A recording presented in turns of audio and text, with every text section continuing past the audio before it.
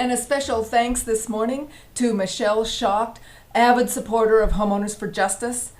Thank you for joining us.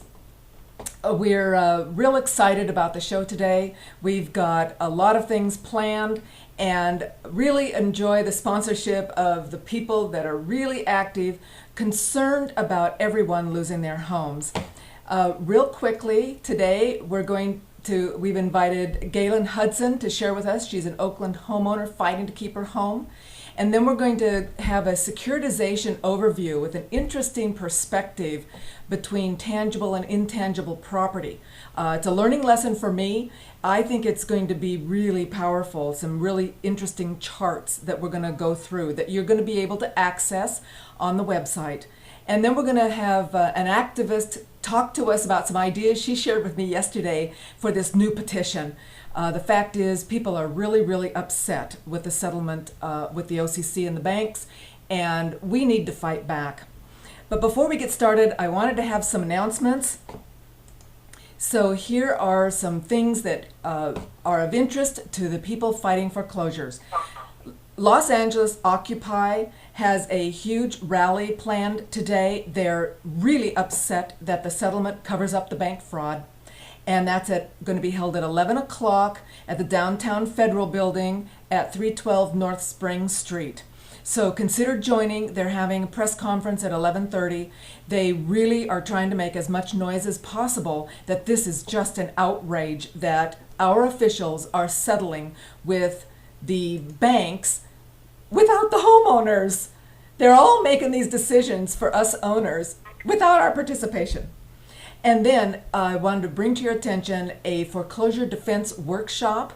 Linda Zimmerman, we've had her the last couple of days on our show. She will be live streaming what people need to get information, how they can get that, and then what can they do about it with that information to help save their homes. This is going to be a huge educational workshop for all of us. And again, you can watch it live or archive.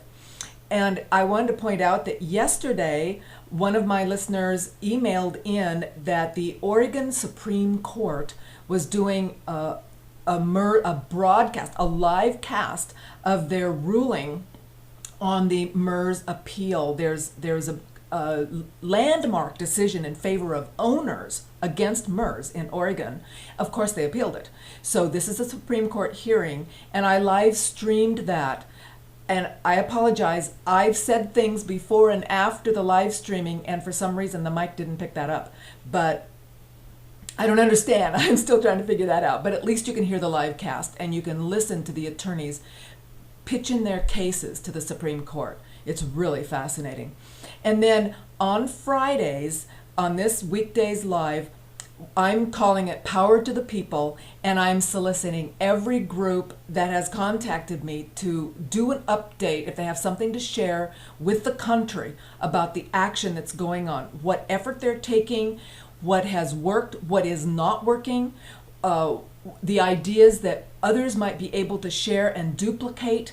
So please, if you are part of a group or an activist yourself and want to share needs in your community or what you're doing, what you'd like to be able to do, please let me know tomorrow by Thursday so that I can get you time on the show and you can call in to share your group's activity. So thank you so much for joining us. And today I'd like to move into talking with our homeowner from Oakland, Galen. This is an article, before I let her say anything, written at SF Gate.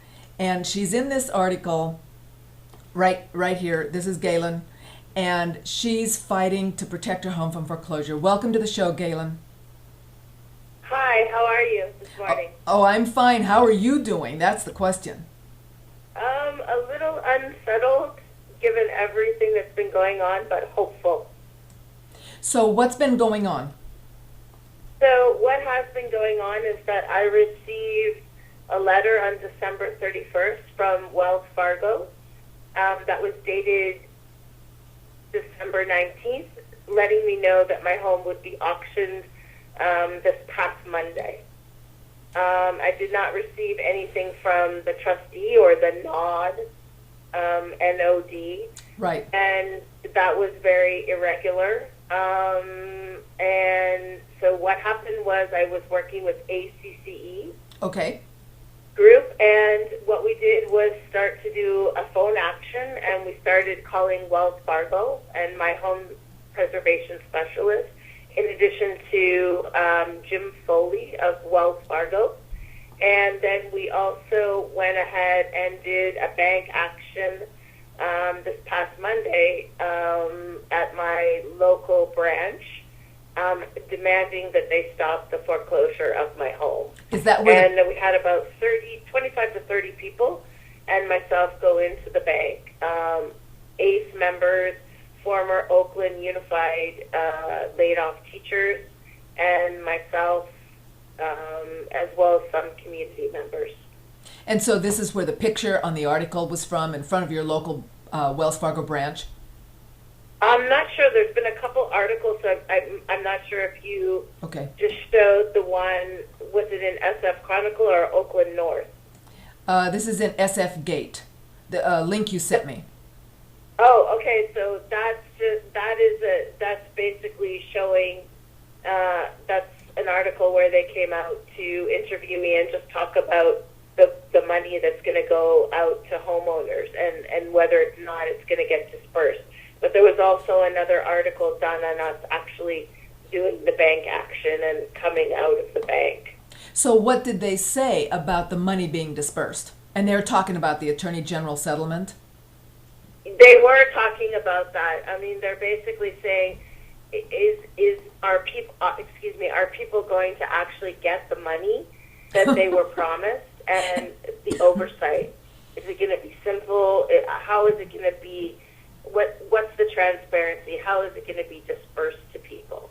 And what did they say? Our homeowners have not really been been able to easily access the money that they should have been getting. Exactly. And so did they have any hope? What did they say? Basically, the bank. When we went to the bank, we didn't discuss that. It was Right. only about getting a postponement for my home itself. That didn't transpire. The article didn't transpire, and the issue until later in the day. And so your foreclosure now has been postponed? The auction date's been postponed? My auction date has been postponed until February 7th, and I was able to talk to Miguel Bustos, who is apparently head of home preservation in California, the regional person. He was actually pretty compassionate. He was actually the most compassionate person at Wells Fargo I've ever spoken with. But he's now put me to working with Elizabeth Shipman of Wells Fargo, and apparently she is in the executive office. And have they talked to you about specific information, any way to get any leverage over the bank, or are you just, if you will, sent to talk to these people? Those people are actually the bank. They're the actual Wells Fargo people. And so do these individuals actually hold power to, for example, rescind your notice of default or make a loan modification with you? Well, I've already had a loan modification once.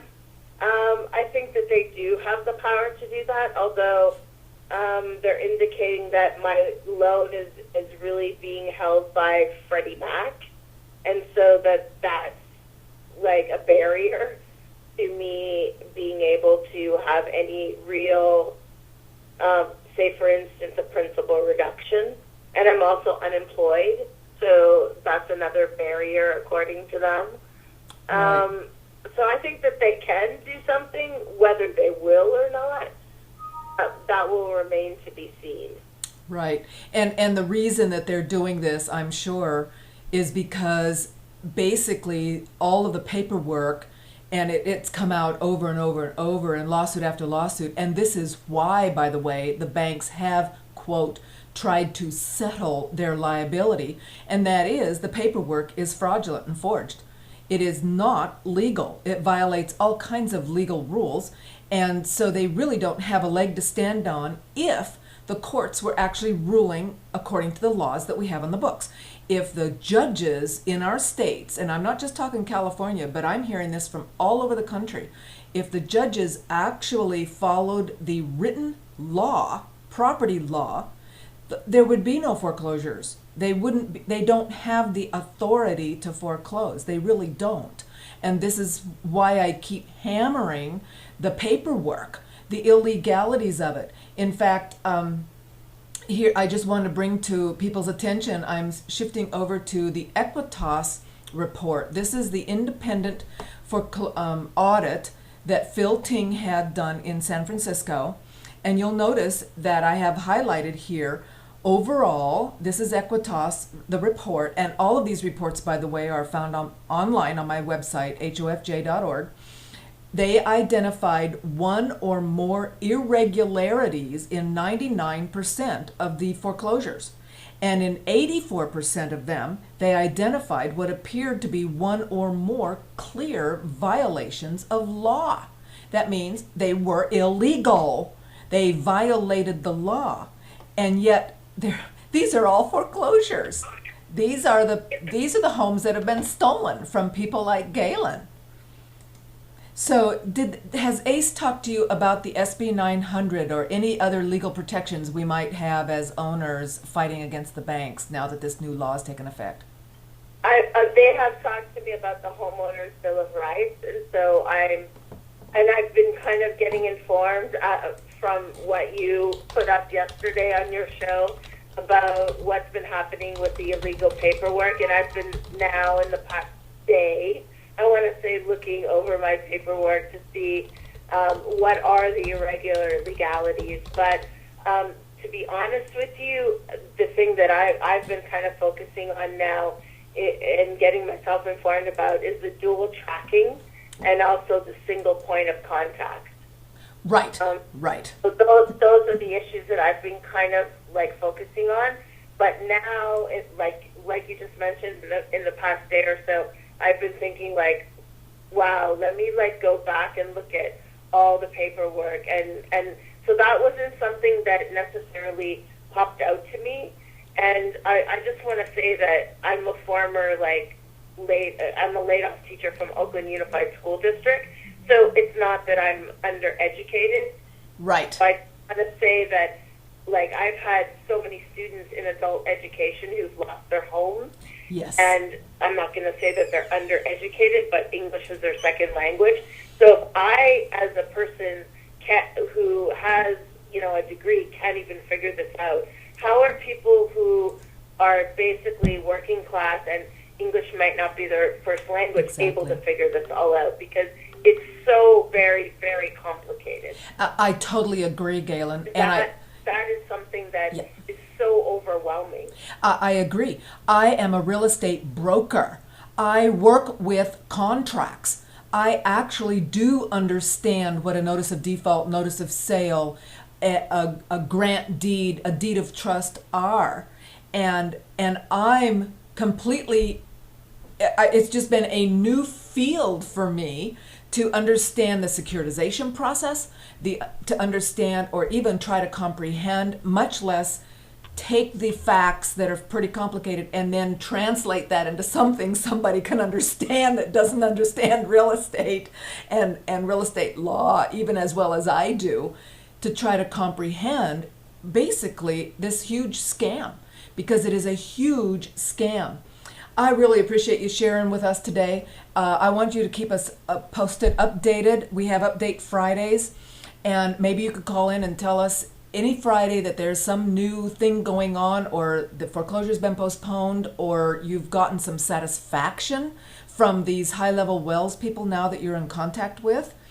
I have on the screen right now the SB 900, and I just wanted to point out that here, the bill would prohibit recordation of a notice of default or a notice of sale if a foreclosure prevention alternative has been approved and certain conditions exist, and this takes effect until the 2018, so this is in the next 5 years, and would require the recordation of a rescission of the notices. And just real quickly, if a notice of default is sitting on a person's property, so Galen, if you've got a notice of default on your property, which I'm sure you do with a sale date. And that, I just want to let you know, is that I did not, like in the past, I have received that, but I did not receive that for this January 7th that just passed. I did not receive one of those notices of default.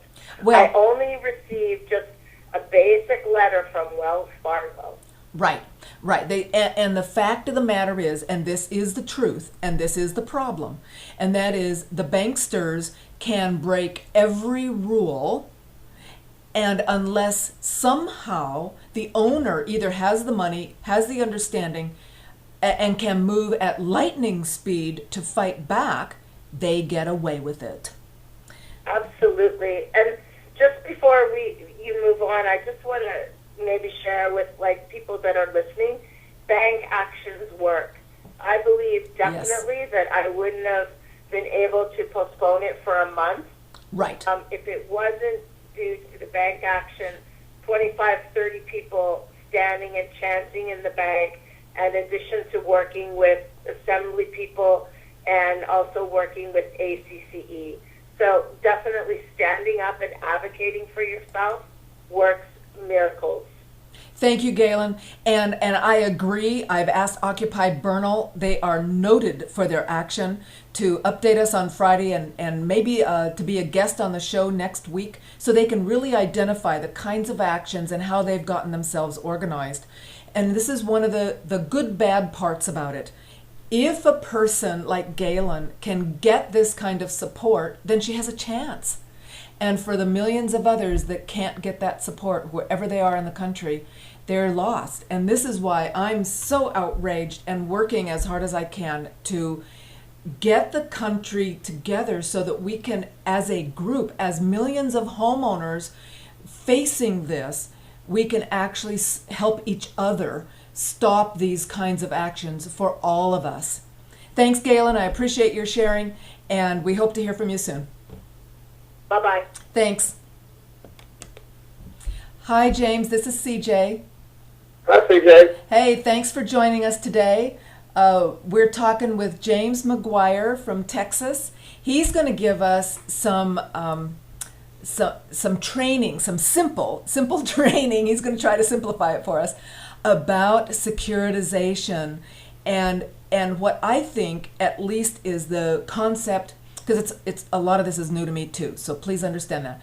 But I think the concept that really the people can understand and work with and mull over is what James explains in these three charts we're going to be looking at today about the tangible and the intangible property. So, James, why don't you give us a little update about yourself? Well, this all started with me probably in the late 1990s, and I came out of nearly 40 years in mechanical engineering and just spent the last decade just looking at what they did to de-engineer what they did and was it lawful according to the statutes, and everything says no, it's not. And that's where you discover that it's not just one debtor, there are two debtors. You've got a homeowner debtor and you've got an account debtor. That's a tangible debtor and an intangible debtor. Okay, now, James. And where the defaults are, I was just listening to Galen, most likely the default is at the account debtor's level. They're trying to sit there and collect an intangible debt from a tangible homeowner. It can't be done. It doesn't stretch that far. Even if it's Fannie or Freddie? Even if it's Fannie or Freddie, it doesn't matter. Okay. All right. Now, James, you've already lost most of the people. I only know what you're talking about because he's truly, the guy's brilliant. So let's look at one of these charts. Here's the RMBS loan securitization diagram. And what James has done here is divided this into two pieces. On the left side, we have what was supposed to happen. And James, that would be how it used to work before securitization, right? No, that's how it worked before MERS and this new electronic methods they have. Okay, so this is not... Securitization has been around for decades, and it's fine if it follows the law. Okay, so it's not the securitization per se. It's the use of MERS in the securitization process that has really screwed it up. It's actually, they're trying to use transferable records under UCC 9 that just doesn't work well. They corrected UCC Article 8 with that was your cotton bells and and things like that. They adjusted the laws to handle that electronically. But as long as you have a homeowner's note that is a tangible paper note, like I said, a tangible paper note, Okay. can only be in tangible form. They can't create that into an intangible form. Okay, So so what they do is they take that tangible homeowner's note, and it's usually secured by a deed of trust or some other security instrument. and recorded. Yeah. This is where you automatically discover what they're doing is because in almost every security instrument in the last decade, you can see that they're going to sell the note or an interest in the note. Okay, so that's The that little. interest in the note, that is proof that they're creating an intangible obligation. And you're calling that the payment obligation on this chart, right? That's the intangible payment obligation is stripped Correct. and transferred electronically. So this is on the right side, what actually has been happening. And they're doing this because of MERS, right? They're not just because of MERS. The banks wanted their money now. If you did it the correct way, which is on the left side of the chart, for every step to securitize, it would require the new secured creditor being identified, the new secured creditor of tangible homeowner's obligation to be identified, a public record. Okay, so, right, so you have too the. long, and the banks couldn't get their money as fast as they wanted.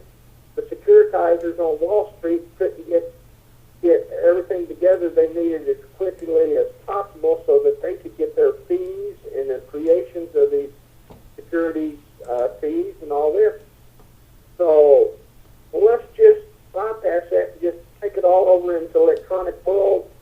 And when you close the paper, scan it, stick it into an electronic digitized file, sell it to move it to Wall Street, combine it with another million in 30 minutes or a day. Now you can sell it as a security to the investors. Then let's just have the homeowner's note assigned or negotiated to them after the fact. Can't negotiate a note after the intangible has taken value from the note. They needed to negotiate the note through the securities, then create the security. But that was too slow. So they sped it up, they created the intangible, created the security investment vehicle, and tried to say, we're going to negotiate the note to the trust by using endorsement in blanks.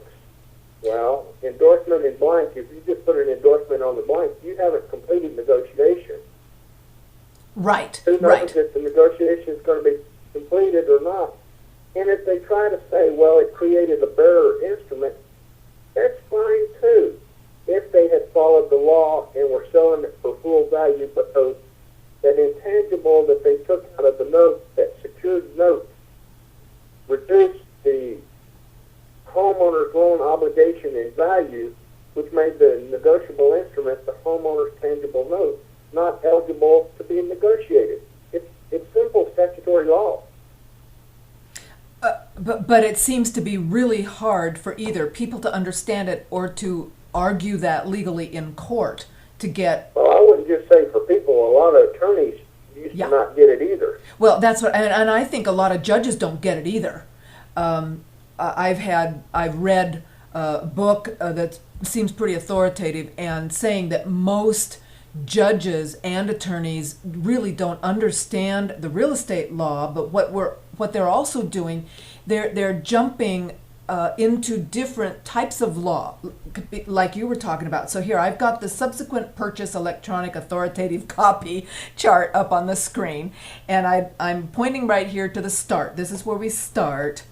And so here's the title to the property, and the seller sells it to the obligor, which is the buyer, and then the buyer has a note.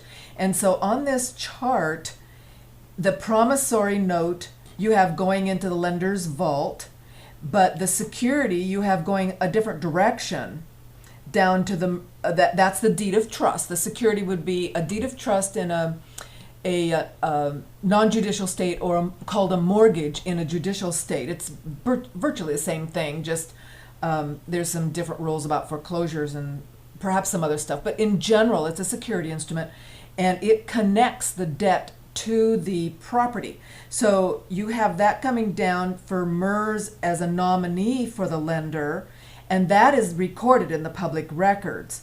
But the note you have saying a copy of the note you have going up here to a digitized copy, and that's what you're talking about with MERS, right?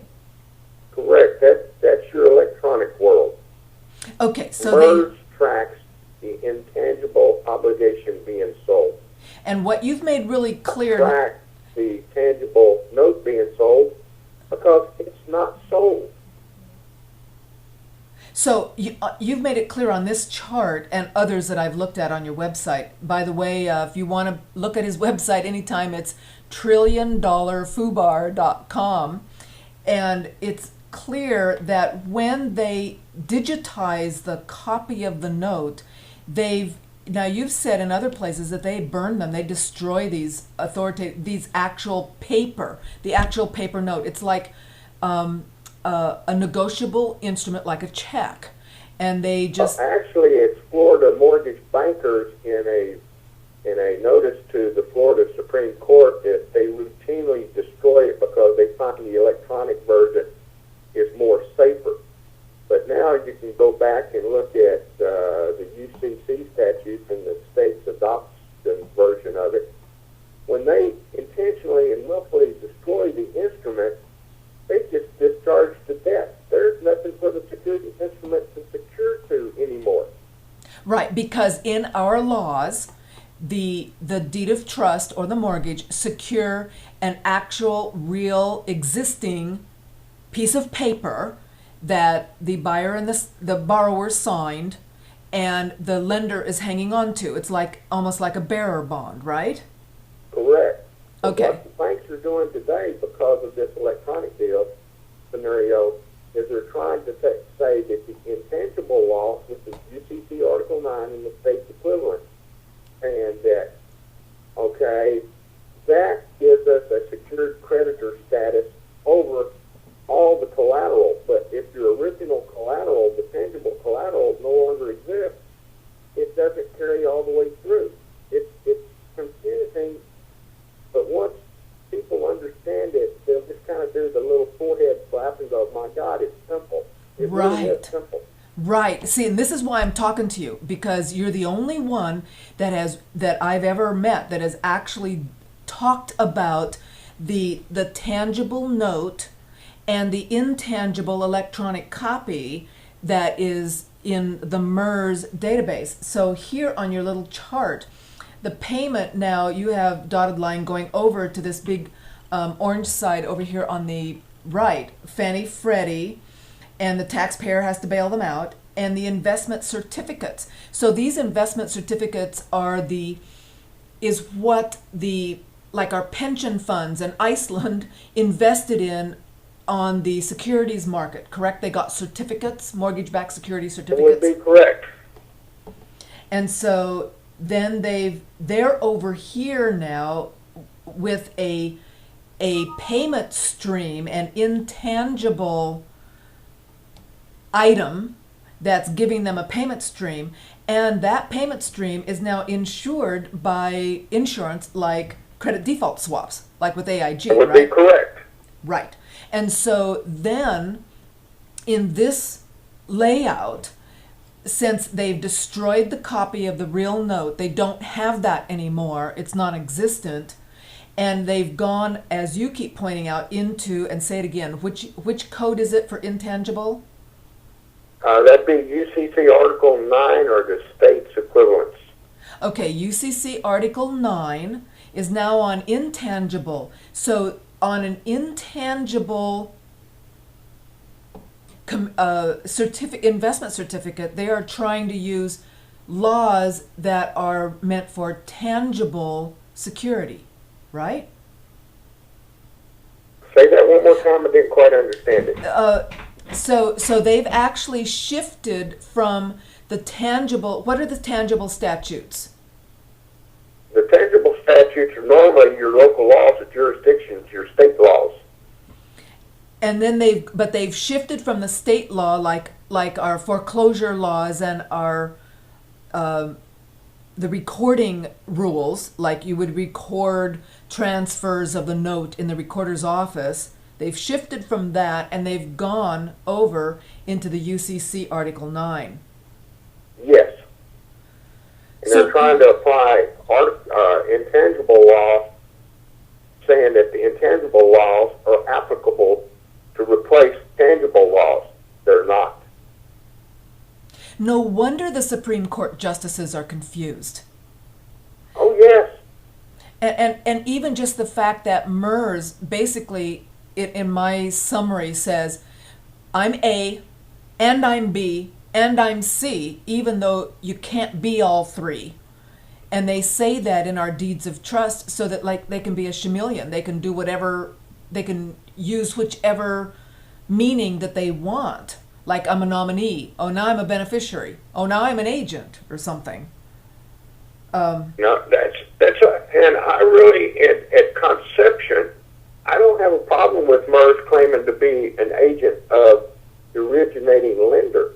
But if the note is not eligible for negotiation, MERS cannot be an agent for any subsequent purchaser of a note that's not eligible for negotiation. So it just breaks down right there. Okay, and it's not eligible for negotiation because they destroyed the original note.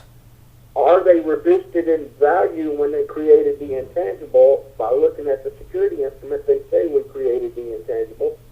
And if you look at a lot of the pleadings 5 years ago versus today, they used to say for investment vehicle 2008, whatever, and that would identify that the intangible was created. They made admissions that they didn't even realize they were making. Right.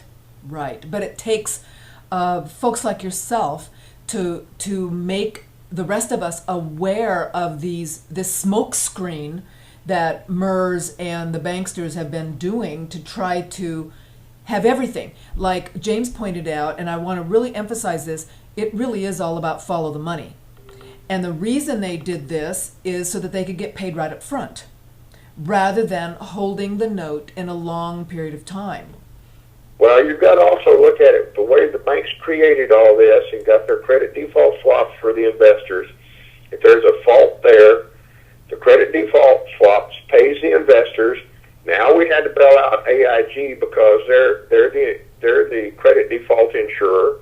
Right. And what are the banks left with? Well, they created these certificates. They got their fees for creation. They get their servicing fees. That's right. And this is the other thing. Usually the servicer is a common servicer for the tangible homeowner's loan and a common servicer for the intangible obligation to the investors. That's right. They change hats like sitting on a fence from intangible to tangible servicer. Right. They've got two hats on at the same time. Right. We're servicing the note, but we're also servicing the intangible investor certificate.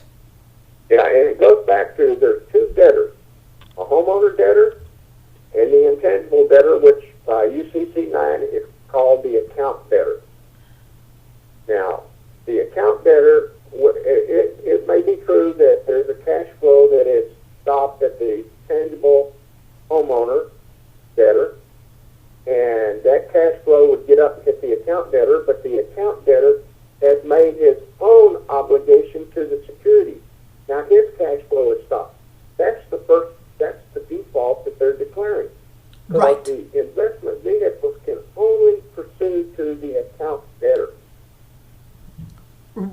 And that's why the insurance pays off. Because they lost the payment stream, right? Yeah, but the banks now are trying to sit there and say, well, we've got to secure the investment. We're acting as a servicer for the investment vehicle, the trustee, or whatever, because they're the owner and the holder of a note that was never eligible for negotiation. So how can they be a secured creditor under tangible state laws? They can't be, because the note was not eligible for negotiation by the bank's own design. So who is the account debtor? You've mentioned that twice. That would be the person that created the investment vehicle. That would be your seller, sponsor, your seller, securitizer, or aggregator that created the intangible. And who would those aggregators be? Oh, that could be Countrywide. That could be Right. Bank of America. That could be Wells Fargo. Right. Anybody that makes the securities up. Right, and that's why the investors will read about these lawsuits where investors are suing the banks as aggregators, security creators, because of the problems with the security. They're the account debtors, and that's only who the investors can sue. And that's, I would that make sense to you, that is why they are so draconian in trying to foreclose and forging documents to do so? Well, they have to forge documents because the origination document stopped there. And the note's never been eligible for negotiation because of reduced value. So for the banks as a servicer, we're in both hats. They need to sit there and recover as much as they're going to try to take as much money as they can. So let's just create all these fabrications and let's go get the property. And the property's now ours, and we can sell it and make more profit because the credit default swap paid off the investors. That's right. So the credit default swap pays off, and then don't they get some kind of FDIC loss share agreement? That's not my area of expertise. Okay. I don't deal with that. Yeah, I think they're getting loss share agreement for picking up the loans, and it's just a really convoluted mess. I have up on the screen the last chart I'd like to look at in the last few minutes we have here on the parallel universe, and I think this will help us consider. You've got the MERS and an intangible bank, GSE. Those are what does GSE stand for again? Government-sponsored enterprise, and remember, they are not a federal agency. Fannie Mae and Freddie Mac are private organizations. Right. Only Ginnie Mae is a government agency. All right, so we've got MERS and Fannie and Freddie leading the way, and they're an intangible bank, and you have an actual paper bank. And in the paper bank, it talks about the difference between the electronic world, the paper world. That in the intangible world, this would be the securities and the digitized obligations, if you will, from MERS. They have control of that, but they don't have possession. I think that's key. Yeah, and the banks are going to claim we're the holder of the note. Okay, you're holder of the note as a mechanical possessor. You're not holding the note with legal rights to enforce the note. Hey, James, you're sort of fading away. Can you speak into the mouthpiece a little better? I'm sorry. Oh, that's okay. Okay. And so then you've got an e-vault. You're talking about an electronic vault like a MERS record versus a real investor that holds the note. Right. An e-vault is just where, well, I got to be careful what I say because who I talk to in this area. But the e-vault is just a series of digital storage devices, and God knows where they all are. It's not real. It's still intangible. I refer to MERS often as a computer database. It's a database that people log into. And MERS does not track negotiation of the notes. They track the negotiation of an intangible or transferable record. Right, and I'm highlighting that right now, transferable record, and it was fascinating yesterday because I live streamed the MERS appeal in the Oregon Supreme Court, they were broadcasting that, so I live streamed it and listened to it while it was going. And it was really interesting because the MERS attorney was calling, there weren't any assignments that needed to be written. Now, this endorsement over here in the actual paper world would have to have, if that endorsement changed, if that note was sold, that original note was sold to someone else, then that would be an assignment that would be put on record, right? That would require that the security instrument securing that note be filed a public state record to show who the secured party is of the tangible obligation. Right. That would be an assignment of the deed of trust going to the next note holder to secure their their investment on that note. Yeah, and this is where I some of the people that I've educated over the years, you have to precisely distinguish between, are you talking about the tangible note or the intangible note? Because there's two. Right. And see, the justices were confused. And when the MERS attorney talked about, we don't have to file assignments because it's just a transfer, one of the Supreme Court justices said, well, now, the reason, why is it called, why wouldn't that be an assignment? See, they obviously don't understand these two worlds. And so she was saying if MERS didn't exist, then it would have to be an assignment. The only reason it's a transfer is because of MERS. What do you say to that comment? That would be incorrect. I mean, if you deal with UCC Article 9 and intangibles, they don't have to be recorded. Right. The problem with the homeowner's note and so forth is created in the tangible world, and state laws apply, and it needs to be recorded. Right. And so this is why they're so confused, is because they're dealing in two worlds and they don't know it. They're dealing in two worlds and they don't know how to separate them. Exactly. And that's partly why I've had you on today, James, because I think this is at the heart and soul of the misunderstanding, a lot of the smoke screen, and a lot of the bad laws that are coming out, the bad judgments, because the judges don't understand, obviously, that there are these two worlds, and they are separate. They're separate laws, separate rules, and I agree with you. I don't think most people really get this. I had not really understood this until I was looking at your site and talking to you about it. So then they've got, just quickly down the rest of this chart, and then I think that's probably enough learning for today. No offense. We're stretching our brains. There's contractual parties on both sides, but one has an electronic promissory note, an e-note.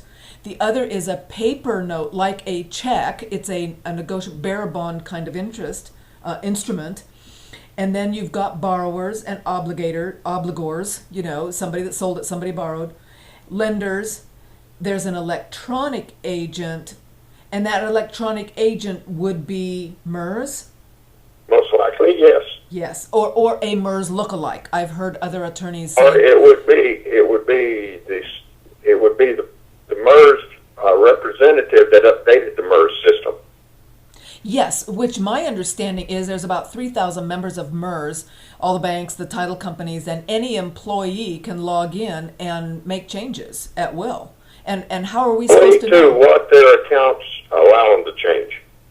Well, I've even read where in the MERS rules it says you can only be the if you're going to sign as a MERS secretary, you can only do that under the auspices of being a, if you will, hired by one of the MERS members, except like I've got copies of Lauren Stone's signatures where on the same day, at the same time, the same person signed as VP for Countrywide, VP for like Deutsche Bank, VP for Bank of America, plus a MERS secretary. And I think that violates even MERS rules. So I'm not sure they really care or have any... When you get to this area, it's like one of the members of the New York Federal Reserve Board, I'm not going to mention his name, stated when you're dealing with this in the tangible world, you walk away until you can get to where you can run as fast as you can because it's a rabbit cow.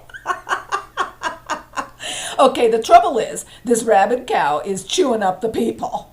And here's our biggest question, and if you had an answer that would work for everybody, we'd already probably be doing it. But this is what the people want to know, and that is, how can we save our homes in this mess? Prove that the servicer representing the account debtor is trying to collect a debt that's not owed by the homeowner, and that the other thing is, at best, is the originator of the negotiable instrument is the only party entitled to foreclose if the security instrument is still in their name. If not, the best they can come back at is file suit on a money judgment, because the power of sale and a deed of trust is out of reach. The trouble is, and this is the real problem, my understanding is the people are and the attorneys are having a really hard time getting the judges to understand this. Well, it's taken us 10 years to get some judges to understand. Right.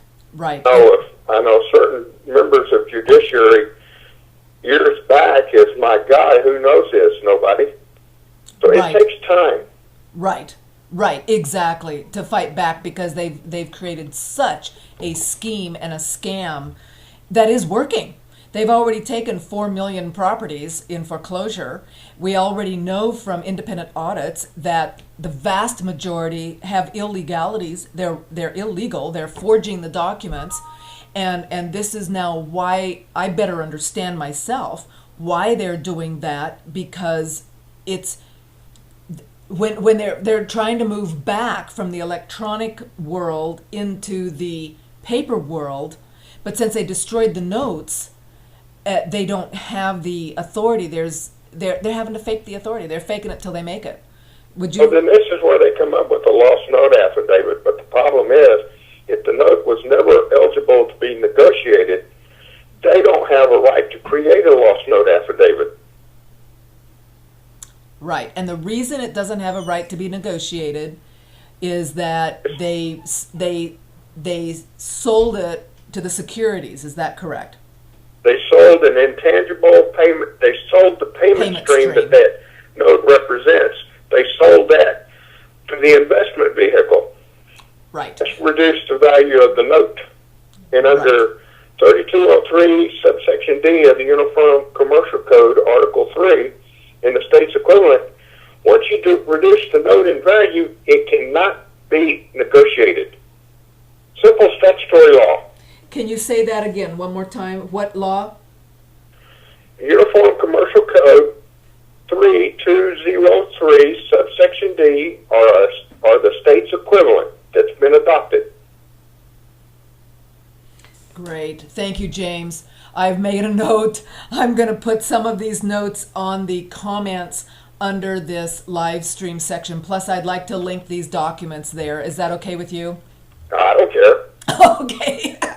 Thanks, James. And if anybody wants to contact him, just email me. I'll forward your email to him.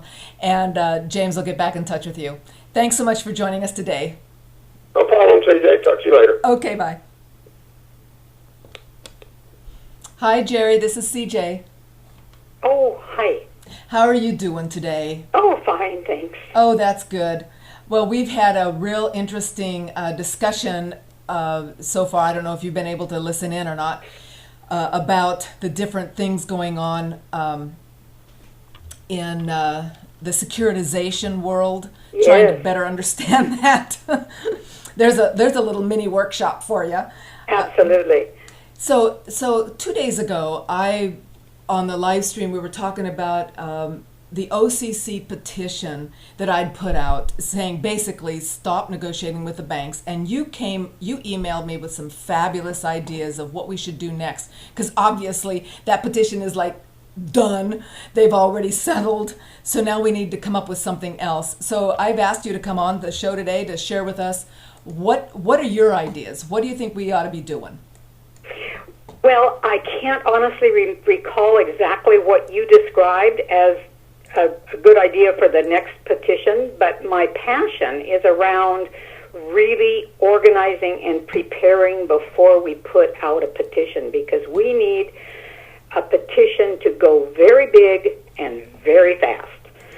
So we need to organize before we put it out and prepare before we put it out. And I think you mentioned something around, really exposing the fraud that we are continually discovering and talking about and trying to understand. So I don't know. I think the wording of it, we're going to have to work on it and get it perfected. Maybe, work with Linda Zimmerman and Lisa and other people to get the text right and make it like a education tool also. I think yesterday we spoke about having, a couple links. I think we ought to have at least 3 links. One to, the solution that Ireland has showed us, and then a couple others that reveal very clearly for people and very simply the extent of the fraud. And maybe a link to the TV show, too, for people. And my idea and passion is that we really get it. We let everybody know ahead of time that it's going to happen, give them the text, perhaps create a letter that people can send out to their networks, or at least improvise off that letter to send to all their networks. And here's where I think it's really important, that it's a national petition and that it goes out to big groups. Like I have been in touch with Move On, all my contacts at Move On, but the thing is, Move On is so big that you don't hardly ever hear back directly from them. So maybe someone else has a contact where you actually can get some feedback, because I remember that they had said that if a petition moves really, really fast in the first few days, that they will send it to all 7 million of their members. So I'm trying to confirm that. I don't know if anybody knows that. The other one I just thought of, the other group just today I thought of that is fantastic, if someone has direct contacts for them, I've been a member for a long time, is Avaz, that has a lot of members around the world. We could even get international people signing it. And of course, all the Occupy groups. I have contacts with Code Pink and with Women's International League for Peace and Freedom, which is an international national organization. So that's the basis of my passion around this. Thank you, Jerry. And I want to mention for our viewers, Jerry's a real strong activist down in Santa Cruz and has really been making a big difference in that county. There are many counties that, the people are upset. They're going into the supervisors are now upset, and they're saying, now what can we do? And as you can understand from the little mini lesson we just had with James this morning, it's complicated. And the banks have it pretty well tied up. The judges are ruling in favor of the people, of the banks against the people, and the others like Jerry and activists and I are trying to say, okay, what can we do, that will stop this crisis, stop foreclosures. And so exactly, Jerry, that's what you had suggested, was that we get other big groups. So before we start the petition, and we need to work on the wording, I can draft, some of the basics and put in some of these links like you were suggesting. And while you were talking, I pulled up on the screen the link. It's April 16, 2012, and you can go to my website under Stealing Our Homes to look at that article yourself. We can link any one of those articles, anything. I've uploaded documents. We can have links to that on this petition, so that as these officials get this petition, they have something to link into to read, so that they can understand that, we're just not upset homeowners. We have not only a mission, but a solution. Let's make sure that we give them the solutions. And you're right. I think Move On does have some kind of a minimum amount of signatures for the first 5 days. Is that possible, Jerry, for you to find out? Or maybe somebody listening could just email me? Well, I have written all my Move On contacts. Okay. But I haven't yet heard, and very often when you email Move On, they say, we got your message, but you may not hear back from us. Well, I want the answer back.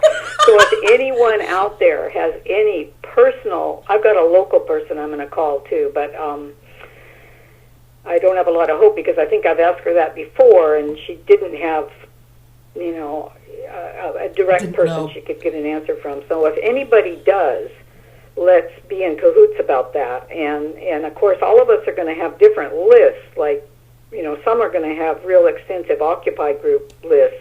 The other thing I'm thinking of, very simple thing, to kind of possibly put in the petition is that whole chart that you had up yesterday, CJ, that really, the essence, our economic situation in this whole country, actually the whole world, is dependent on dealing with this program, this fraud that's going on with the foreclosures. I really believe that as a basic underpinning for getting our economy. I don't even like that word because it's really, justice for the people. Right. I'm not sure how to word it, but I think that whole kind of overview is important to somehow hint at least, in the petition. And what chart was that? Refresh my memory. One that goes from, let's see, I've got it right here, that starts out with the foreclosure crisis at the top, and then home values going down, construction jobs being lost, economy, and more jobs being lost because of that, and our lives and our future, Oh, you're talking about that little poster that I had. Yes. Yes. I'm putting it up right now, as a matter of fact. Oh, good. Okay, here's the poster that she's talking about. It's now behind me. The foreclosures have destroyed the home values, the construction jobs, the economy, our lives, our future. We're not even halfway through.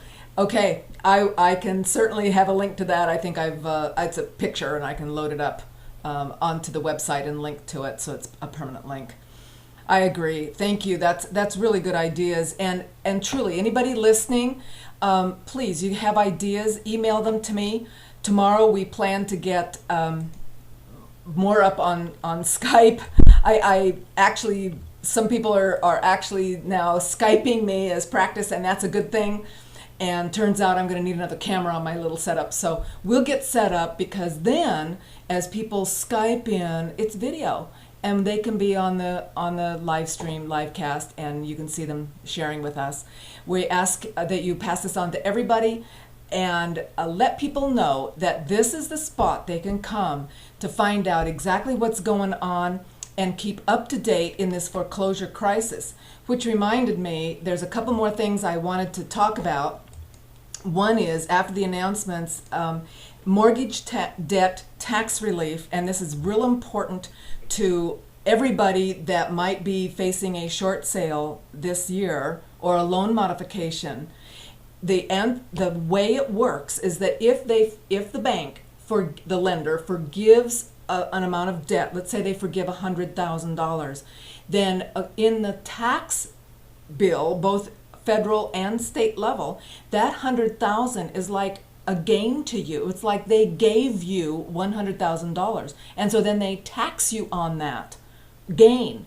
I call it taxes on phantom gain, because you didn't get the $100,000. If you got the $100,000, you wouldn't be needing the loan mod. So they're going to tax you. Now, the mortgage debt tax relief in the federal level, they passed that in 2007. It expired December 31st last year. That has now been extended. That was part of the fiscal cliff stuff. But I want to make a real quick comment. It only applies to short sales and loan mods, and only for people that are living in their single family home, and they're owner occupants, they're living there, and it only applied to purchase money loans. That means the money you took to buy the house. So if you refinanced, talk to your tax consultant, but if you refinanced, the taxes on phantom gain excuse, this is the relief, doesn't apply. And if you were an investor and have a single family home and purchased, it's a rental and you're selling it short, the tax relief won't apply to that either. So we need to verify that they didn't, if they made any changes. I think they just extended what they already had in place. And this is the rules of what they already had in place. Now, they also, at the end of the year, California debt tax relief expired on the 31st. So right now in California, if you sell short or do a loan mod, then that forgiven debt will be considered gain for taxes. And so until the legislature passes a new law extending that debt relief, and I've put down here, Calderon, a Democrat from Montebello, is sponsoring SB 30, and it's supported by CAR, California Association of Realtors, of course, because they're always looking at how they can sell the house, which is one of my pet peeves. I want to figure out how people can keep the house and not have to sell. But nevertheless, a lot of people do. They've lost income, they can't keep it. Why hit them when they're down with taxes on phantom gain? So he's hoping to get this bill passed, and it would conform to the state law to federal law. Now, last year, state law was any 1 to 4 units, any investor, any owner-occ, non-owner-occ, it didn't matter. It could be a single family home. It could be 1 to 4 units. It could be a refinance. It didn't have to be purchase money. So last year was basically anything under 4 units forgiven, whatever. This year, if this new law only conforms to federal law, then we have to go up here, and these are going to be the limits. So we'll keep you updated on that. As soon as we know of what's going on, any changes, we'll be certain to let you know. Thank you so much, Jerry, again for sharing.